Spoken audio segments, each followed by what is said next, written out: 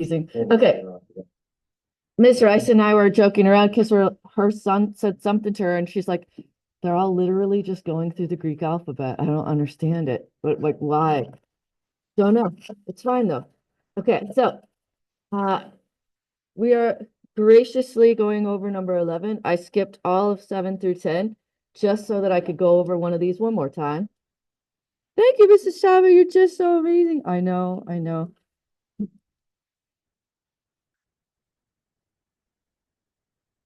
Okay. I won't tell him. You just have to tell him that I'm the nicest and the best dressed. Those are the two buttons that push. He doesn't like to hear that. If you want to annoy Mr. Coin, you just say, Yeah.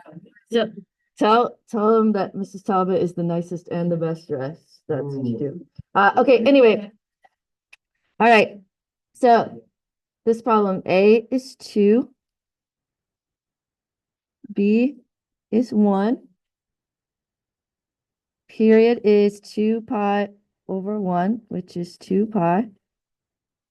H is 0 because there's a minus 0 in the parentheses that we didn't write. And then K is -1. Okay. -1 for the midline. I will put you guys alphabetical in 2 seconds. So this is the only class I'm letting do this, by the way. Okay, so K is -1, A is 2. I'm saying that on the video with the recording so the other classes can hear. It's just easy. It's easy. Let's do the things. Stuff.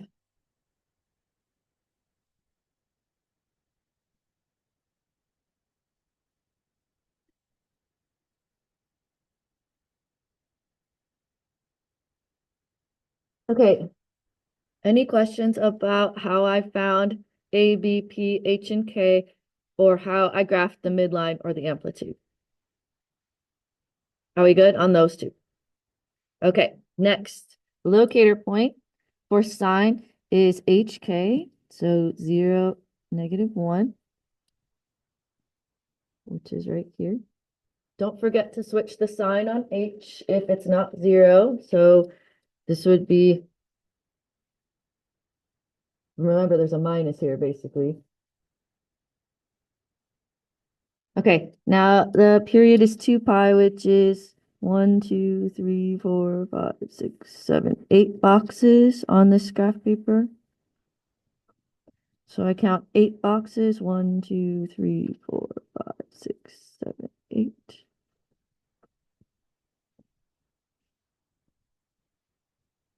And then last thing, the general shape of positive sine is this. So this is positive sine. And I need to fit this whole wave in between these 2 points, evenly spaced.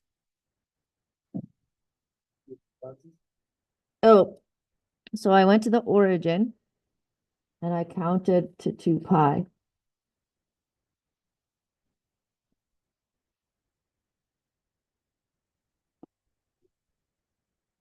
Oh, it's all good. Okay. So I have right now, I have this dot and this dot. So I like to put the middle dot in next. So now I have the 3 midline dots, and then I put in the first dot and the third dot. The quiz definitely says graph as many cycles as you can fit, but I like for this practice to leave it like that so you can really see the shape that's on it. Uh-oh. Can you slide the thingy over? I'm sorry, it just moves itself.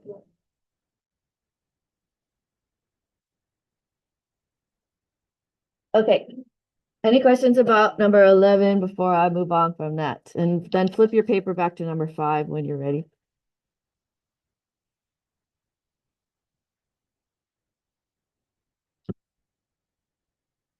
Number 5? Okay.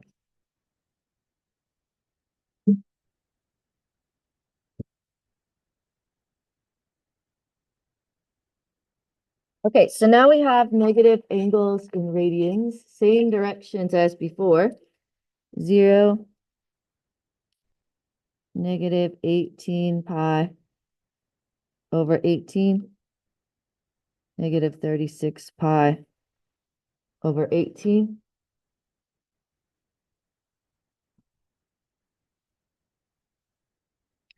And this particular one is negative 1 pi over 18, so it's just going to be like right here.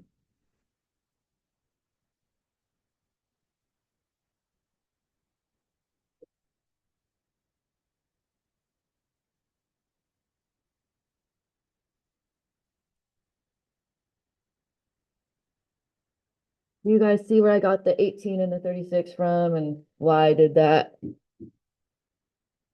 Yes.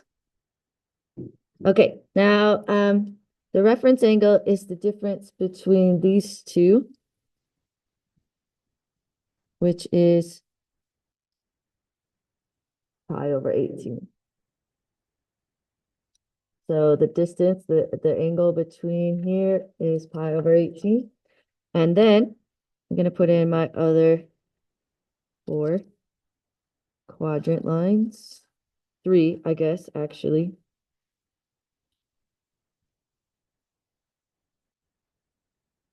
They're not perfect. They're not perfect. It's fine. It's totally okay. Mrs. Talbot didn't ruin it. Ow.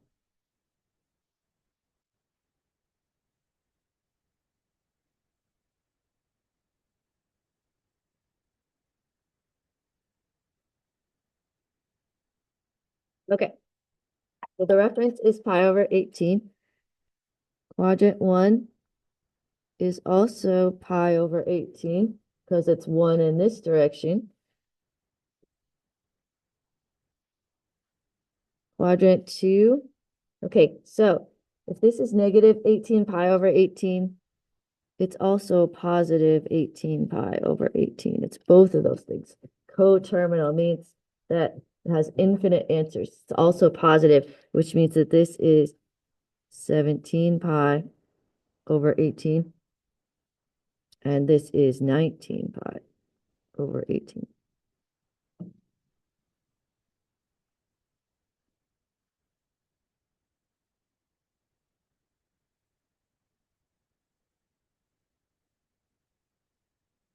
Okay, and what would this one also be positive wise?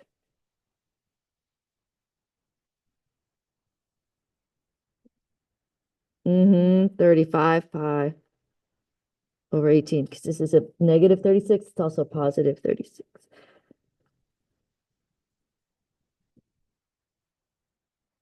Okay, positive coterminal. I just wrote cosine. That's not what I wanted. Positive coterminal. I take my original angle plus 360. What's 360 on this? Mm-hmm. 36 pi.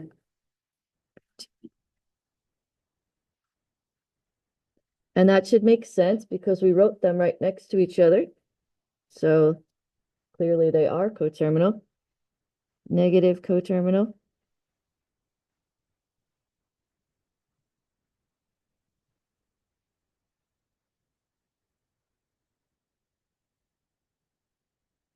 So minus 360, negative 36 pi over 18. So you get negative 37.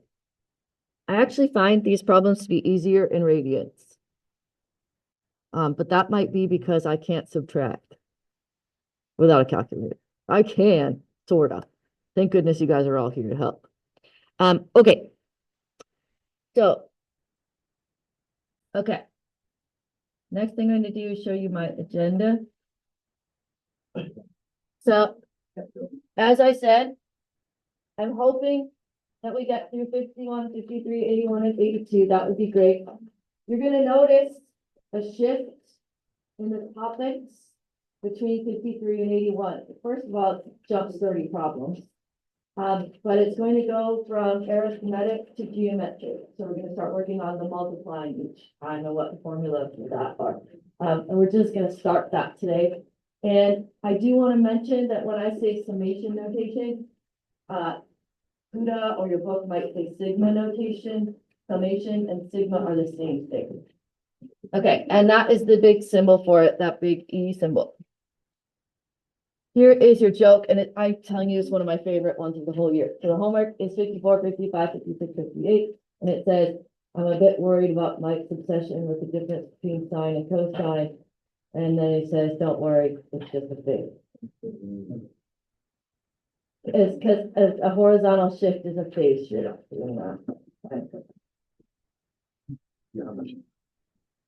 I love it. I love it. I also thought it was really appropriate for the quiz.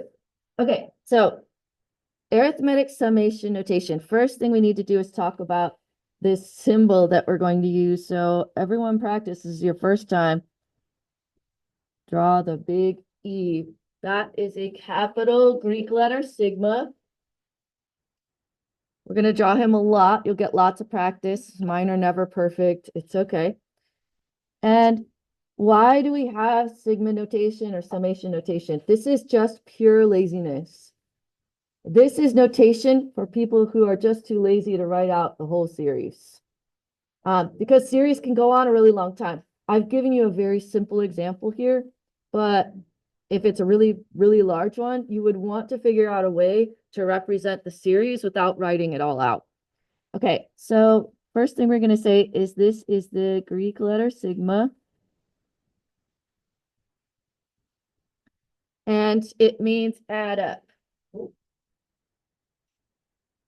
And it means add up in all kinds of math. Here is the AP Stats formula sheet. Big sigma is right there. So he's not going to go away. Yes, honey? Nothing. It's just saying, it's like an accordion. It just takes all these pluses and puts it in there because we're too lazy to write it. Oh, it's like a blender. It is, no, not a blender, more like a vacuum seal bag. You know, like it shrinks it down. Yeah. Okay, so what you do is you write a big sigma, and then you put the equation right here. And you can choose, you can do the equation in the first term or term 0. I'm going to do term 0 because I can. This is a very easy example. So this is plus 4, 11. Does that make sense so far? I got the plus 4 and the 11. Is that, you guys got that? Okay, so you put 4n plus 11 next to the sigma. And this comes from yesterday, the notes we did, the very end, I said, you have the equation. The equation is a calculator. It can give you any term that you want. And so this is saying, oh, here's the formula for this particular series. And then what you do is you put n equals 1 at the bottom, and it doesn't have to be n. As you do your packet, you'll notice that the most common ones are N and K and T for some reason. I don't know why. And then the very last thing you do is you say when to stop. So this is term 1, term 2, term 3, term 4, and term 5. So you put a 5 on the top, and that tells you when to stop. So it says start at term 1, end at term 5, and this is the formula to get all the terms. That's it. Okay, so now we're going to find the sum.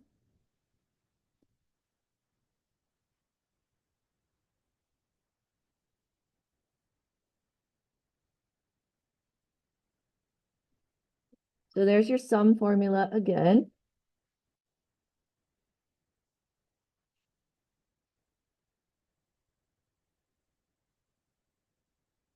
Okay, how many terms? So don't look at this sequence or the series anymore. Look at the sigma notation. How many terms are there?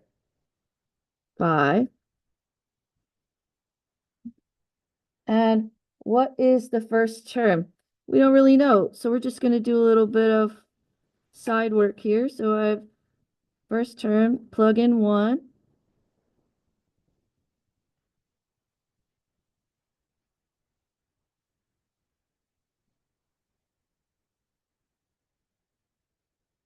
Okay, what should I plug in to get the last term? 5.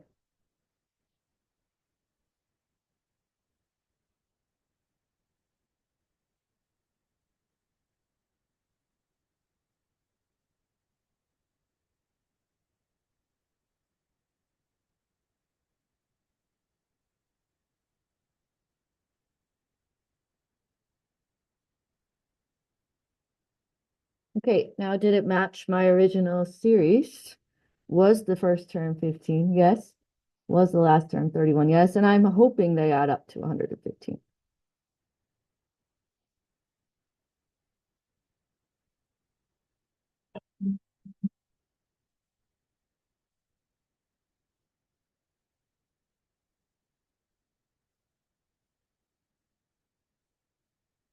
Okay, keep setting up, please.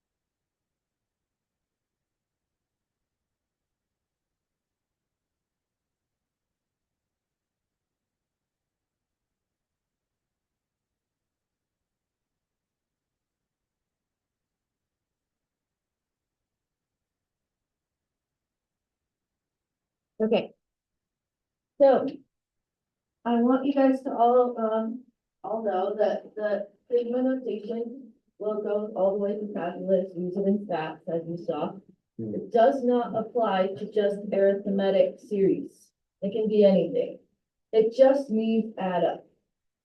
So it doesn't have to be arithmetic. I picked a not arithmetic one for us to do so that you guys see that it's not, and we're gonna do it for geometric, of course, but just so you guys can see that it applies to any number pattern or a formula. And so for this, I want to go like back to basics here. This is saying start at term 1, go to term 6, and here's your formula. So the first term would be 1 squared. So you plug in a 1. And then it's 2 squared, 3 squared. And where will I stop? Yep.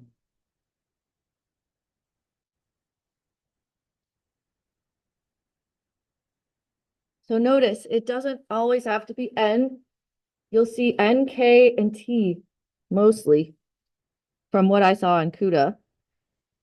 So this is 1 plus 4 plus 9.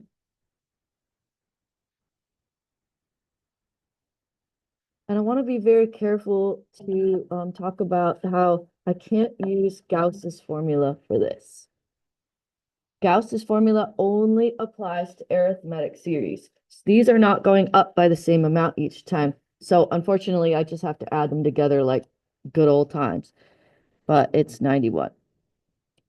Do not use Gauss's formula on anything other than arithmetic series. I'm going to give you another formula for geometric series that we're going to find on Friday, which again will be printed at the top of your quiz. I have to tell you The next two quizzes, we also allow you to use your calculator because of this number stuff. So just don't freak out about seeing numbers like this and thinking you have to add them in your head. Okay. So there's that one. Let's do no letter A here. Okay, so sum equals. How many terms are in A? 10. 10 over 2. What is the first term? Whatever you get when you plug in 1. Great. So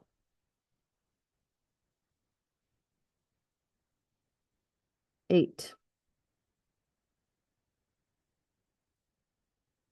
What is the last term? And the proper response to that is whatever you get when you plug in 10.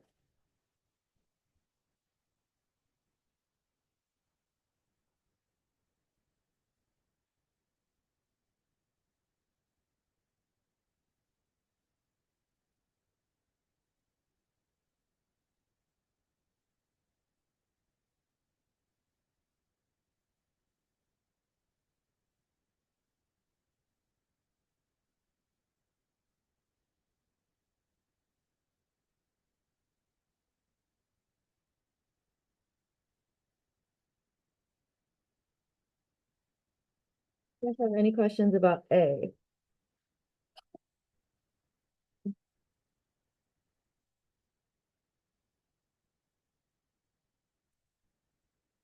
Anything at all? You feel okay about A? Okay, let's go to B. Sum equals. How many terms are in the series in B? 23, nice.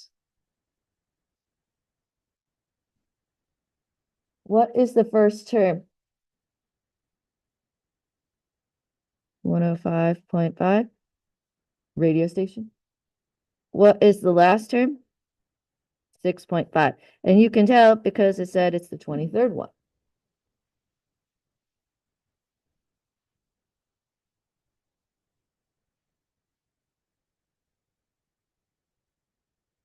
Mm-hmm.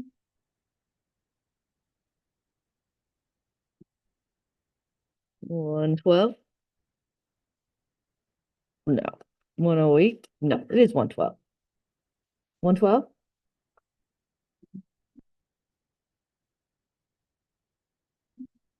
Yeah. I don't know why I'm second guessing myself.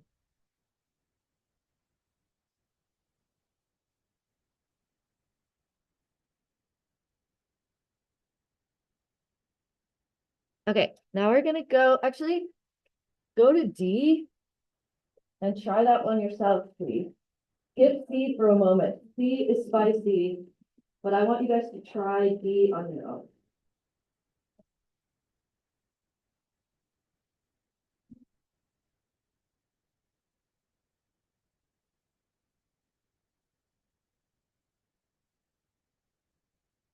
And you might need to grab a calculator.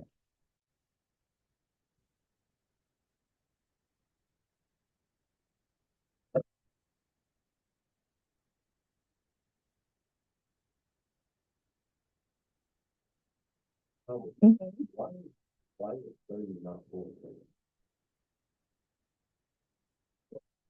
Huh?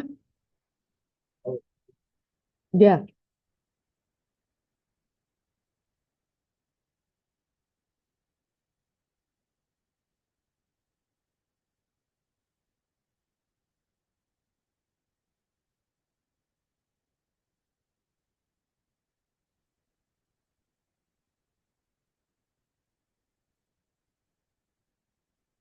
Oh no, I messed up.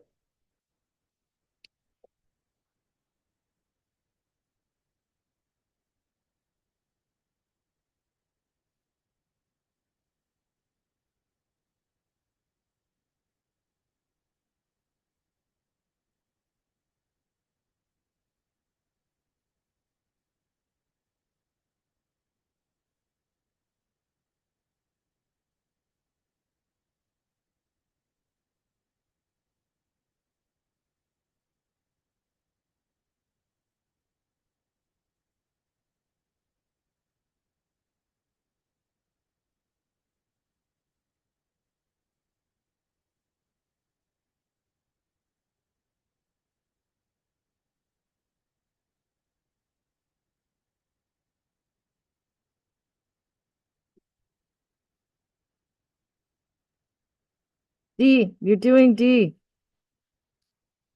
Yeah, I specifically said to skip C because it's hard.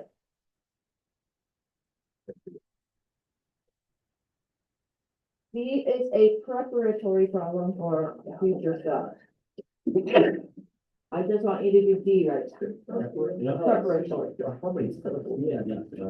Preparatory, five. Cinco symbol. So I can't even talk. I'm tired. Preparatory. Okay, here you go. I got negative 2025. How'd we do? It's not bad, right? Okay. Now we're going to do C together. Please ignore all of my whiteout. That's embarrassing. See what happened was my brain moved faster than my no. Yeah, no. My pen moved faster than my brain. My brain moved faster than my pen. One of those two. And I wrote T1 and T30 and then I put 30 in there first instead of one. I just skipped to the next problem. Like I just skipped it. I don't even know what happened anyway. That's what, oh, okay, so now we're gonna do C. C is not going to have a nice answer. This problem is to prepare you for something else. Okay, so sum equals. Okay, how many terms are there? This is a really hard question. More than that. Cause see the plus dot dot dot plus? Nope. It's a very specific answer. Good luck with that. Keep going. Nope, you're not gonna get it if you guess numbers. N. The answer is N. No, N. No, it means that you don't know. But if you plugged in N, you would get 6N minus 2. Ah, okay. So N over 2. What is the first term? 4. What is the last term? 6N minus 2. Okay, as I said, this one is not going to have a nice answer. It's preparing you to do something else. Okay, so sum equals N over 2. Okay, so 4 minus 2 is 2, so I'm going to put 6N plus 2. Does that make sense? I combined those two guys. Okay, and now I'm going to do this in 2 steps. So I'm going to divide both of those by 2.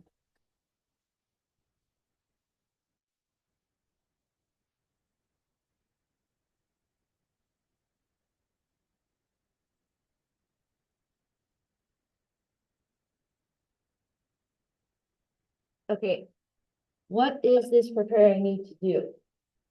So I don't know if some of you at a particular table in the class already looked ahead at the quiz 2 review. And the quiz 2, there is factoring, nice. The quiz 2 review, it tells you the sum, and then you have to figure out the number of terms.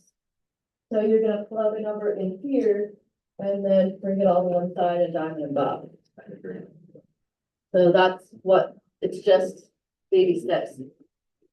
And that's it for arithmetic. We are done for now with arithmetic, and now we're going to start geometric. But let me give you a minute to write.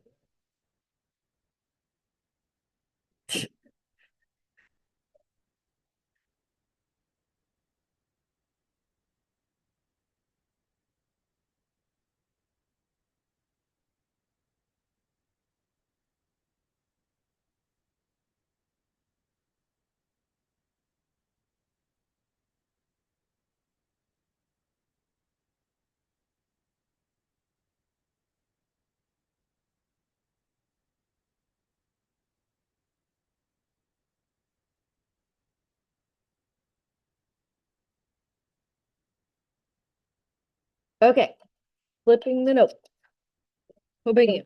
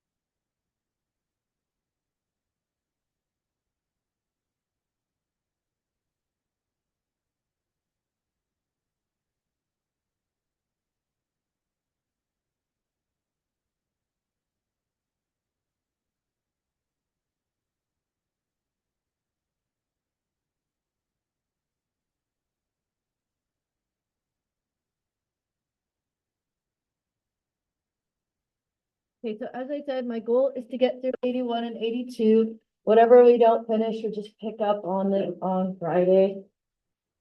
So it's all good.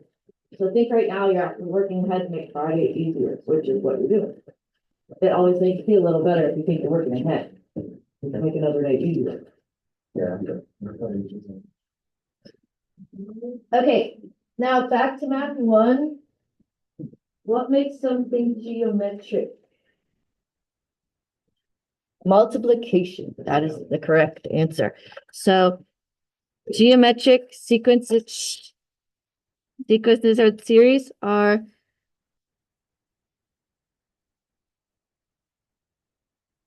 it is indeed. Sorry, I was working on finding something for you that we have to read. Okay, hold on. There we go. Number patterns.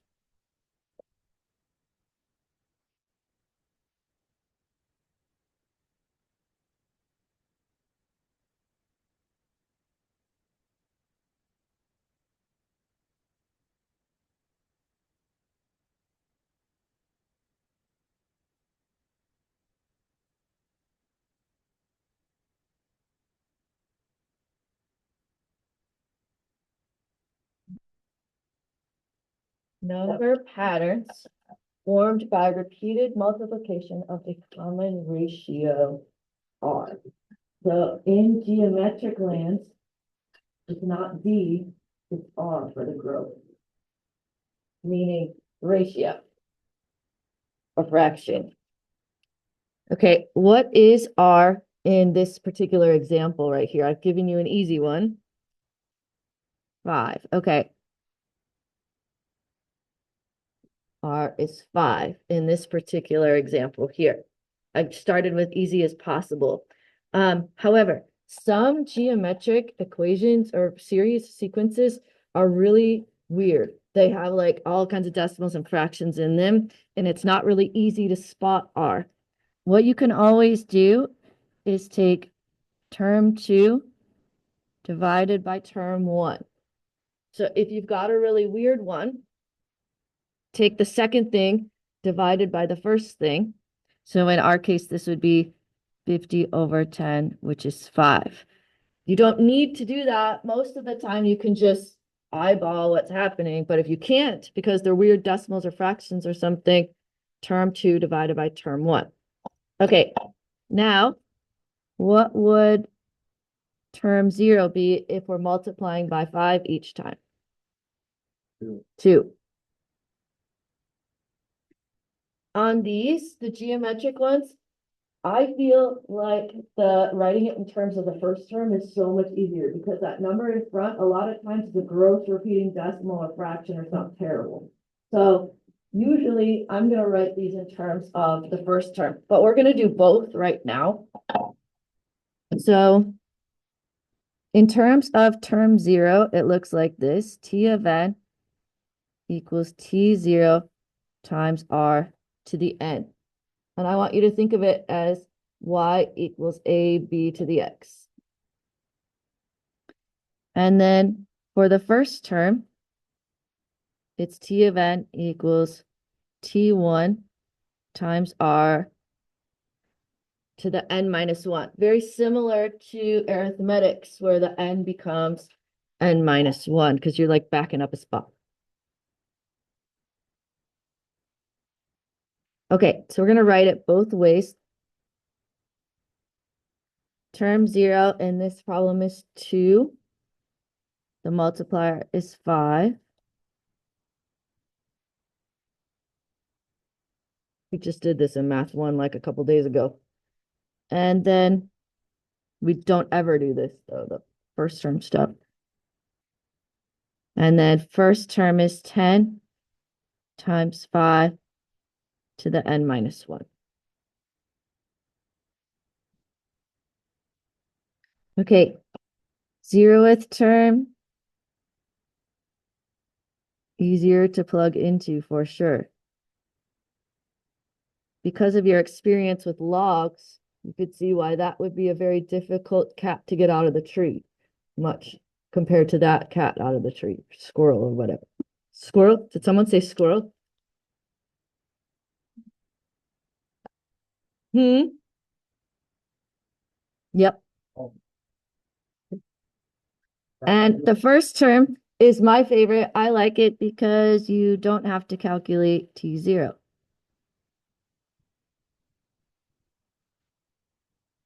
I really do appreciate you being able to recognize the fact that this is logs. oh, the only reason I recognized it is because you said something about log.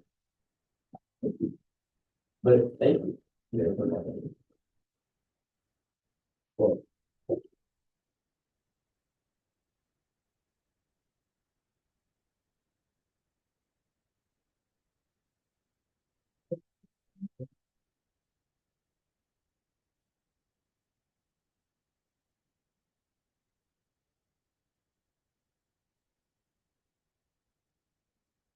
Okay.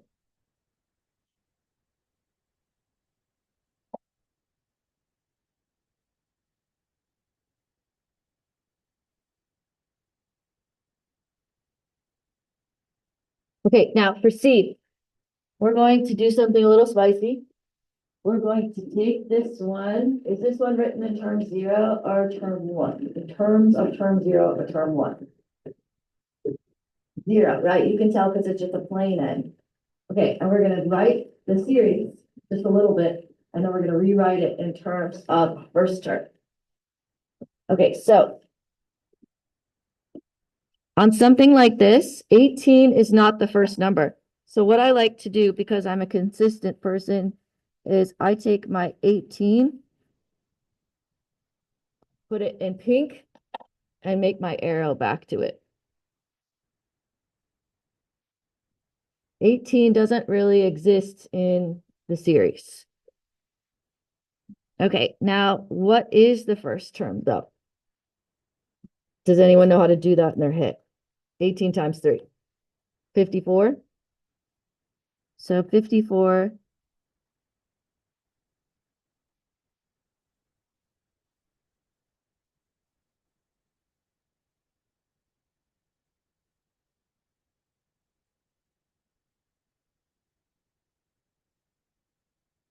Okay, so there is your sequence. Now let's practice writing it in terms of the first term. So T of n equals, okay, so I start with the first term, which is 54 times 3 to the n minus 1. So you're saying, Mr. Savage, can I just take those two numbers and multiply them and then that becomes the front number? Yeah. Did you like my voice I have for you? It was not. it's not like they're. I wanted it to sound like the teenager guy from The Simpsons who always like runs the drive-through and his voice is constantly cracking and he talks like that.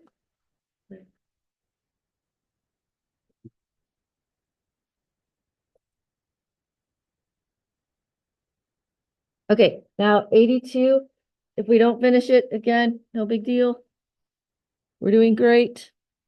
Number 82 though is very important because it has a super important character in it that we must talk about. His name is not. Okay. With a record-setting lottery jackpot projected for noon tomorrow, Mr. Hanks is standing in a very long line to buy a ticket. I would just like you to, while I'm reading this entire problem, I would like you to picture this guy here with a necktie. He's got to have a necktie standing in line to buy a lottery ticket. This is Mr. Hanks. He's right here. Okay. I don't know why. I think the Mr. makes him require a necktie. Oh, also, this is Hanky Potter, just in case you were wondering. He's right here. Okay, Mr. Hanks is standing in a very long line to buy a ticket. The man behind him in line taps him on the shoulder. That's awkward. I don't think that septipi have shoulders, but that's fine. To ask, hey, have you thought about how you'd spend the money if you won? Before Mr. Hanks can answer, the woman in front interrupts and says, first, you have to decide whether you want to get your winnings in one lump sum right away, or if you want to receive them spread out over time. By the way, this is true for large jackpots if you know anything about the lottery. I'm sure one option must be a better deal, but I haven't figured out which one. When Mr. Hanks gets home, he immediately goes online with his adorable tentacles on the little keys and learns that lottery winners do have a choice. Receive the winnings in a single payment of 51% of the jackpot right away, or spread payments of the jackpot over 20 years. He also learns that the jackpot is projected to be 50 million. He knows that if he takes a single payment, he can invest it right away and earn 4% annual interest on that money. If he chooses to receive the payout over 20 years, the lottery commission will invest the money for him. They guarantee to pay 1.5 million in the first year and increase the amount they pay by 5% each year. I think that's a lot of shrimp for Mr. Hanks to buy. He should be excited. At lunchtime, Mr. Hanks walks into your class. Oh gosh, that would be amazing. And asks for your help. If your team can figure out the difference between the totals for the two payment methods, Mr. Hanks will give that amount to your team if he wins the lottery. I don't think that he would do that. He's too grouchy. If Mr. Hanks wins the lottery, takes the payments over time, the amounts he will receive each year form a geometric sequence. What is the first term? What is the multiplier? Write an equation to represent the terms of his sequence. Okay, so let's back up the train. We're talking about payouts over time. So the first amount is 1.5 million, correct? Okay, and then it increases by what each year? 4%. 5. Okay, there were a lot of numbers thrown around in that problem. Okay, so this is saying the first term would be 1,500,000. Mr. Hanks is excited. And it increases by 5%. This is channeling your old Math 1 knowledge. How do I get the multiplier from a 5% increase? What is the multiplier for a 5% increase? Now, it just happens to be on the board up there because that's literally what we were doing yesterday in Math 1. Divided by 5. It's 1.05. Okay, and this is how you do it. You go 100% plus 5%, because it's going up, increases, is 105%. And then you move the decimal over 2 spots to get 1.05. So R equals 1.05. Now, I don't know about you, but I'm too lazy to find term 0 in this situation. So I'm going to write my equation in terms of term 1. T of n equals 1,500,000 times 1.05 to the n minus 1.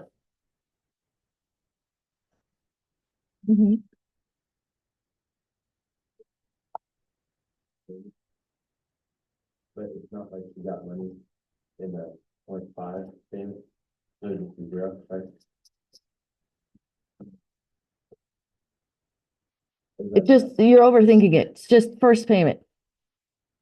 But then you're starting with nothing from the lottery. I mean, you buy as money, working at like another stuff. So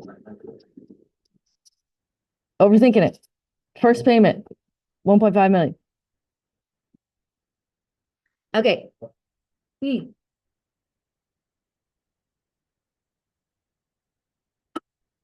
If Mr. Hanks takes the payments over time, how much will he receive in the 20th year? So what do? Plug in 20.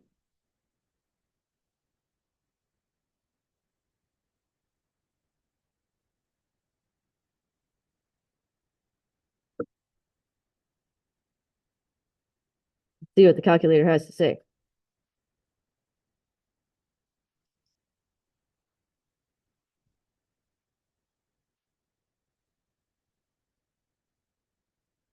Mm, 3,790,425.29.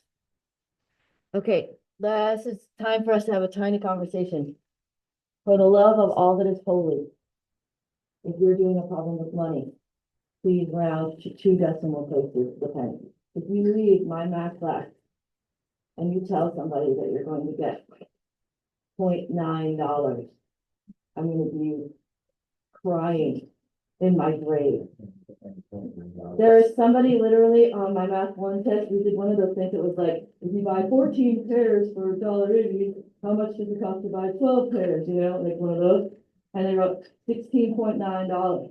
And then, no, they put $sign 16.9 as the final answer, and then wrote $16.09. Now, I do not blame the children. This is not the children's fault. It is the fault of technology, and no one has any money anymore. You just have the little rectangle guy, and you just walk up and you hand them your rectangle, and then stuff happens and you receive things, and then the app tells you how much you have left, and yada yada.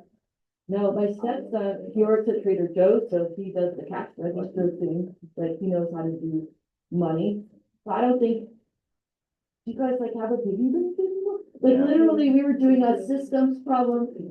And 5 kids asked me how much a dime was in that one. I have a butt cheek thing now. Like every time, like it used to start whenever Anyway, just to let you know, this conversation is way more important than geometric sequences and series. What about? Make sure to be able to leave my class understanding that money goes to the cent, which is 2 decimal places. About 3. That worse than 1. Yeah. That's equally bad, Okay. C, actually, let's just pick up on C on Friday.